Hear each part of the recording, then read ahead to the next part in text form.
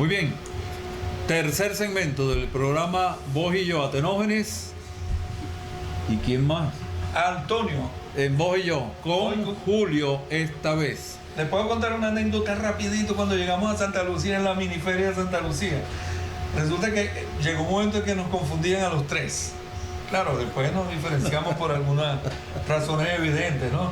Pero entonces recuerdo que en Santa Lucía, Antonio se fue a la miniferia, después Julio solo y después yo solo. Y hubo un vecino que dijo, este Julito sí es echón, se ha cambiado 3 veces. Éramos nosotros, pero... Nos confundían. Sí, adelante, Antonio, adelante. Bueno, muy bien, quedamos con una pregunta al aire y es, ¿qué fue lo que le motivó a Julio el estudio de la ciencia política?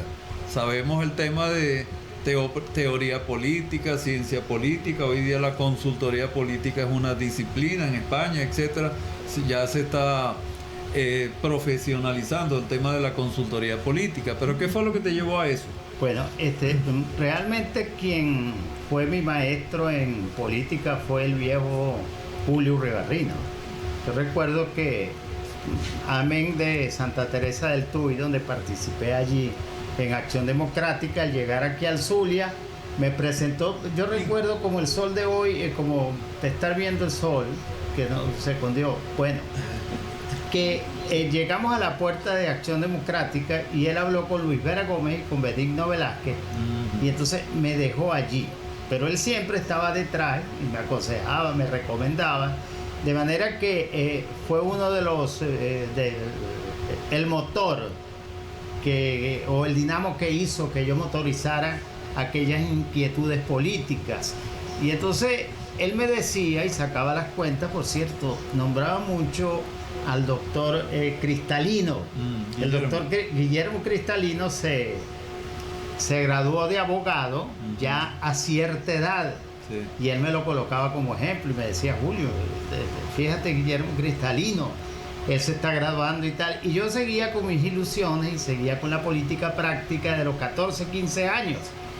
Y yo lo tenía en el subconsciente y lo tenía en el disco duro, en el cerebro, pero nunca había cristalizado, tenía eso pendiente allí, porque el viejo me decía que yo tenía que graduarme, que me fijara en mucha gente que se había graduado, pues, repito, ejemplarizábamos con unos personeros, y eso me condujo a mí inevitablemente a que yo lo convirtiera en un sueño.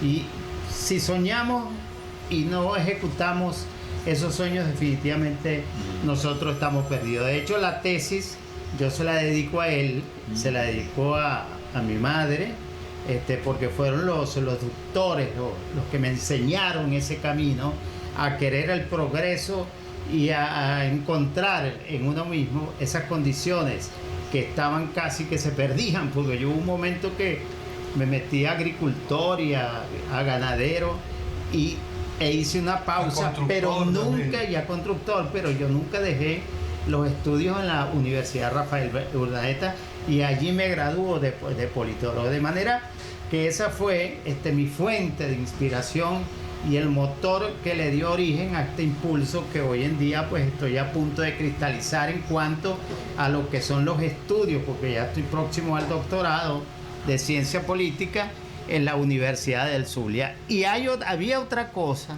y yo lo debo confesar con mucha sinceridad. Había una cosa que a mí me molestaba, que me perturbaba, no me dejaba, se lo confieso, no me dejaba dormir tranquilo. Que cuando uno iba a un sitio le preguntaban profesión. Entonces yo decía, bueno, promotor social, le ponía yo tímidamente. ¿Me entiendes? Claro, yo venía de ser concejal y venía de ser diputado, y yo me preguntaba, entre esa tortura, entre esa exigencia que uno mismo se hace, yo decía, ay, cuando deje de ser diputado, yo tengo que tener, mi papá tiene toda la razón del mundo, ¿qué me voy a poner yo? Cuando termine de ser, me voy a seguir poniendo concejal. ¿Fue un título acaso que yo lo compré? No fue así. Y felizmente, pues, hoy puedo poner politólogo magíster, por eso que lo siento mucho y no lo abandono, porque me costó un aplauso. Me costó muchísimo hacer eso, pero lo logré. Definitivamente fue un sueño cumplido.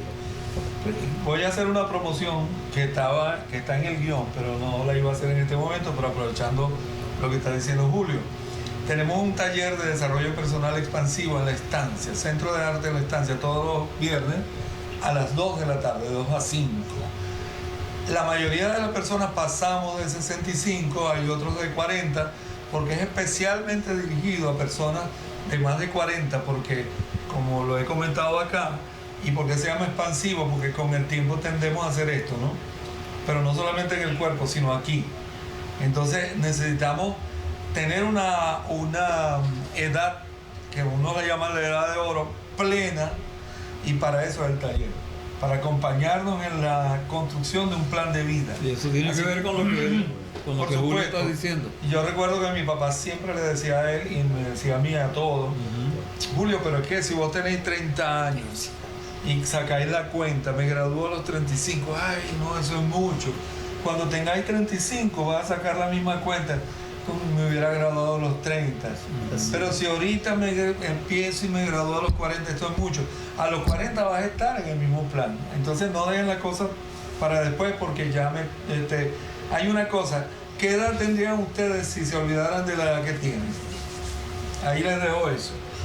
Porque si Julio tuviera edad, no estaría haciendo un doctorado y no hubiera hecho una maestría ya de adulto. Sí. Adelante. ¿Cuál ha sido tu mayor realización como ser humano en tu vida? Indiscutiblemente que mis hijos. Tengo 5 hijos, son mi orgullo, y yo siempre les escribo a ellos y les digo, ustedes son mi razón de vivir, ustedes son la razón de mi vida, y desde luego que ese es uno de los grandes orgullos que tengo, y allí están. De alguna manera, yo lucho por eso, por ser un referente, ¿no? Y por eso me he cuidado mucho también en la política, ¿no? De no cometer excesos, de no ir, que esos fueron principios del hogar, aquello anticorrupción, cuidado con esto, esos fueron principios que permanecen en nosotros y que quizás agigantan más las fraternidades y la añoranza de los dos viejos, ¿no? Porque cada día se nos recuerda más. Sí. Por ejemplo, que dijeran que Julio se cogió una plata, que fue... Eso para mí, yo pensaba en mi hermano, pensaba en mi otro hermano, pensaba en toda la familia, ¿me entiendes? Yo decía, Diosito, si yo, y otra cosa fundamental, la gente como que no hubo quien faltara, que te tentara, ¿no? Con aquellas cosas para que tú cayeras en ese momento. Por eso la anécdota esa de los clavos torcidos y un clavo... Ajá. Todo el mundo le pegues al clavo que está derecho. Que la publiqué en estos días por allí, porque recordé que eso es una cuestión que socialmente parece que se profundiza y a veces decimos son más los bandidos que los buenos que ocupan un espacio ante la ausencia de esa construcción importante que es un político, que es un profesional y que realmente quiera hacer las cosas bien, ¿no? Y no caer en aquello de los hedonismos, porque a quien no le gustan los placeres de la vida. ¿A quién no le va a gustar andar bien acompañado de una muchacha bonita? Julio, una pregunta. Liderazgo. Yo sé que tú te has especializado en el tema del liderazgo. De hecho, tu tesis de maestría fue sobre liderazgo emergente, ¿correcto? Sí, correcto. ¿Puedes hacernos una comparación sin desdeñar de nadie ni de nada entre los liderazgos cuando tú comenzaste a los 15 años en la juventud AD, el liderazgo de cuando ya fuiste líder realmente, líder municipal, regional e inclusive miembro del Buró Nacional Juvenil de Acción Democrática, y los liderazgos actuales? ¿En qué se diferencian? ¿Qué es lo que cada uno ha aportado? ¿Qué le falta al actual? Ok, para dar una respuesta un poco... en pocos minutos. Una respuesta no rígida. Por cierto que te estuve viendo ayer ahí, Lanchester. Ajá. Y Lanchester dice, es que la calidad ha bajado. indiscutible. Yo la comparo con el ejercicio de la política. Yo conocí liderazgos como el de Nectario Andrade de la Barca en el Zulia, Fernando Chumaceiro. Compartimos tribuna como concejales don Felipe Hernández, que fue el último presidente de Estado, y el último presidente y el primer gobernador del Estado. Es decir, una gran cantidad de personas que ejercían un liderazgo honesto, cuyas referencias éticas y morales estaban a toda prueba, ¿no? No significa esto que yo estoy diciendo que el liderazgo de ahora es así, sino que lo vemos tan... una de los elementos principales del liderazgo es la influencia. ¿Cómo yo puedo influenciar o influir sobre los demás? Entonces, hay el liderazgo negativo y hay el liderazgo positivo. Entonces, eso es práctica, pareciera ser que a veces el liderazgo negativo como que está solapando ya, o la sombra del liderazgo negativo trata de llevarse la luz del liderazgo positivo. ¿Hay esperanza con el liderazgo del juvenil de la oposición en este momento? Muchísima gente importante. Yo me pongo a ver los alumnos míos. ¿Pero le dan chance? ¿Le dan cabida? Yo creo que se los están abriendo porque si no ellos están en ese ejercicio. Dios mío, menos mal que yo quiero mucho a nuestra asistente de producción, pero es que en estos momentos nos queda un minuto y yo te quiero hacer una pregunta que para mí es muy importante. No, ya nos vamos. Ya nos vamos. Sí, bueno, nos queda un segmento, claro. Y yo. Seguimos con Julio. Aquí con Julio. Regresamos entonces Julio para el en Candela. cuarto segmento. Ya regresamos.